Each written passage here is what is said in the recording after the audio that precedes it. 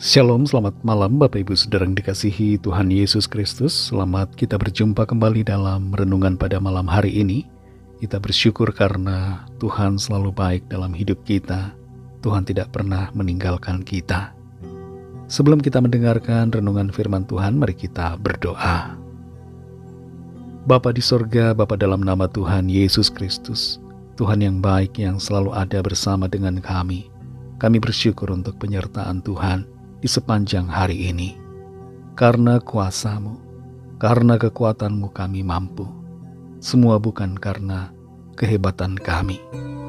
Saat ini kami mau mendengar kebenaran firman-Mu.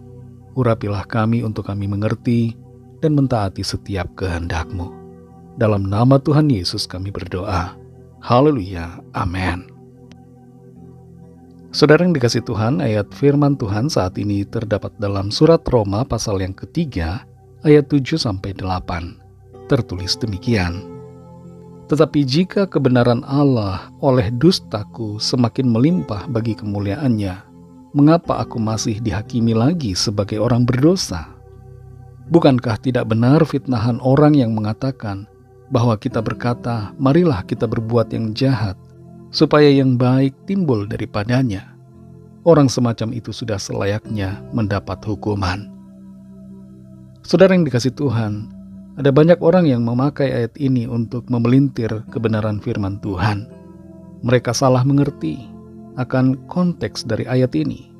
Mereka tidak paham apa yang disampaikan, dan memang secara sengaja menggunakan ayat ini untuk mendiskreditkan firman Tuhan, selain untuk mendiskreditkan Rasul Paulus.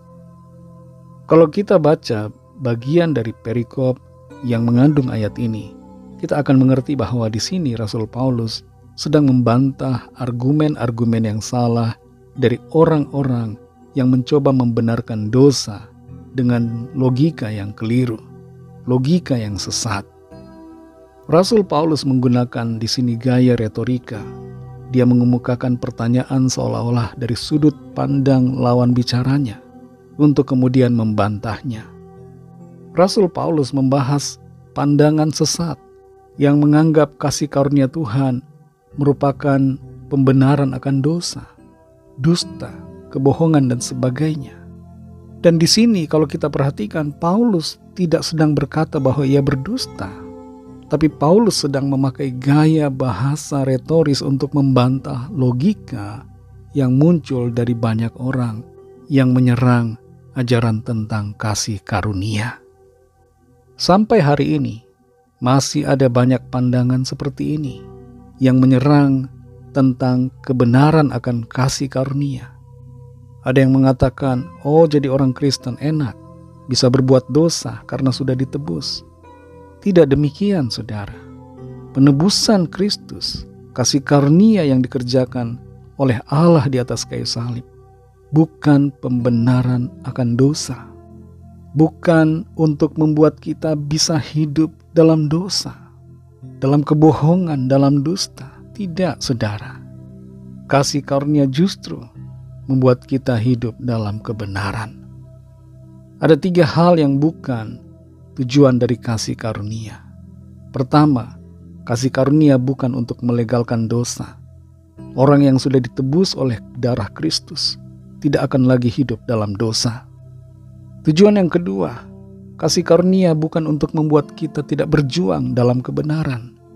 Orang yang percaya tidak boleh bermalas-malasan secara rohani. Kita harus mengerjakan keselamatan. Yang ketiga, kasih karunia bukan untuk membuat kita kompromi dengan pelanggaran. Jangan karena alasan kemanusiaan kita menurunkan derajat kasih karunia Tuhan. Segala bentuk pelanggaran akan firman Tuhan, sekalipun kelihatannya baik secara kemanusiaan, tetaplah sebuah pelanggaran. Lalu apa tujuan dari kasih karunia Tuhan? Kasih karunia Tuhan memberikan apa yang tidak bisa kita capai dengan kekuatan sendiri, yaitu keselamatan dan hidup yang kekal. Dosa menghalangi kita untuk mencapai standar kekudusan Allah. Dan itu sebabnya kita tidak akan pernah bisa meraih keselamatan dan masuk ke sorga dengan usaha kita sendiri. Tapi kasih karunia Tuhan Yesus memungkinkan semuanya itu. Kasih karunia Tuhan mengampuni dan memampukan kita hidup dalam kebenarannya. Oleh kasih karunia-Nya kita tidak dihukum, tapi dibebaskan.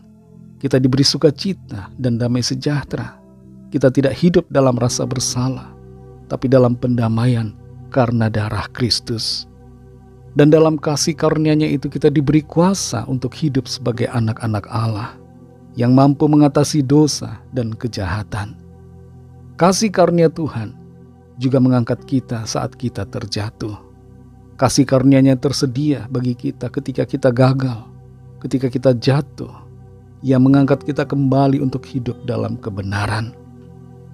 Saudara yang dikasihi Tuhan, kalau selama ini kita masih menganggap kasih karunia itu kesempatan untuk berbuat dosa, kesempatan untuk hidup dalam ketidakbenaran, mari kembali kepada yang benar, kembali kepada pemikiran logika yang sesuai dengan firman Tuhan. Tinggalkan dosa dan hiduplah seturut dengan kehendak firman Tuhan. Roh Kudus akan menolong kita hidup dalam kebenaran-Nya. Mari kita berdoa. Terima kasih Tuhan Yesus, kami bersyukur untuk firman-Mu yang sudah kami dengar pada saat ini. Firman-Mu menolong kami untuk mengerti. Firman-Mu menolong kami untuk meninggalkan pemikiran yang salah. Kami bersyukur untuk kebenaran-Mu yang kami terima saat ini. Kami sadar bahwa kasih karunia Tuhan bukanlah kesempatan untuk kami berbuat dosa. Kasih karunia-Mu justru memampukan kami untuk meninggalkan dosa dan hidup dalam kebenaran. Pimpin kami selalu Roh Kudus, supaya kami hidup seturut dengan kehendak-Mu Tuhan, dan selaras dengan kasih karunia-Mu. Berkatilah kami di sepanjang malam hari ini, dalam istirahat kami. Lingkupi kami dengan kasih dan kuasa-Mu. Berikan kami tidur yang nyenyak malam ini dan bangunkan besok pagi dengan kekuatan baru. Berkatilah bangsa kami Indonesia dan juga semua bangsa di dunia ini. Lawatlah ya Tuhan setiap orang dari segala bangsa supaya percaya kepadamu dan menerima anugerah keselamatan. Ampunilah kami akan dosa kesalahan kami, seperti kami juga mengampuni orang yang bersalah kepada kami. Dan pimpinlah kami Tuhan menjadi sempurna seturut dengan kehendak-Mu. Dalam nama Tuhan Yesus Kristus, Tuhan dan Juru Selamat kami sudah berdoa dan mengucap syukur. Haleluya. Terimalah berkat Tuhan. Tuhan memberkati engkau dan melindungi engkau. Tuhan menyinari engkau dengan wajah-Nya dan memberikan kasih karunia. Tuhan menghadapkan wajah-Nya kepadamu dan memberikan damai sejahtera. Berkat dan anugerah Allah Bapa, kasih karunia dari Tuhan Yesus Kristus dalam persekutuan dengan Roh Kudus, menyertai kita semua sekarang ini dan sampai Maranatha Tuhan Yesus datang kembali dan bahkan sampai selama-lamanya. Dalam berkat nama Tuhan Yesus Kristus. Haleluya. Amin. Puji Tuhan, saudara yang dikasihi Tuhan. Saya percaya firman Tuhan menjadi berkat dan kekuatan buat saudara semua. Dan Roh Kudus akan menolong saudara untuk selalu hidup dalam kebenaran sesuai kasih karunia Tuhan. Tuhan Yesus memberkati saudara semua. Selamat malam, selamat beristirahat, dan sampai jumpa dalam renungan yang berikutnya. Haleluya.